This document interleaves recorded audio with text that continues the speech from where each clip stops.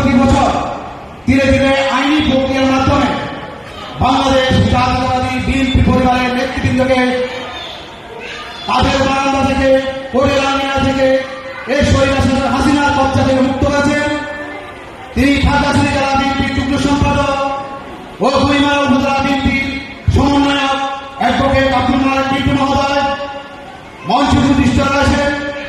খাগড়াছড়ি জেলা মহিলা দলের দুঃসময়ের কান্ডারি বিরোধীরা ভূঁইয়া রাস্তা পাওয়ার জন্য একজন বিশ্বস্ত হাতিয়ার, যিনি খাগড়াছড়ি মহিলা দলকে সুসংগঠিত করতে খাগড়াছড়ি পাহাড়ের আনাচে কাছে ধীরে ধীরে সংগঠিত করেছেন।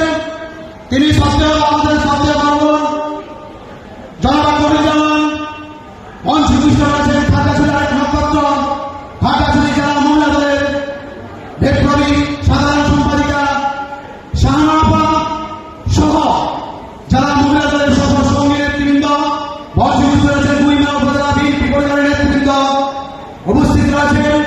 আমার সত্যবাদী মা বোনেরা উপস্থিত আছি। আমার গুইমারা উপজেলা বিএনপির পক্ষ থেকে রক্তিম শুভেচ্ছা অভিনয়। আজকে আমার বাম প্রান্তে মহিলা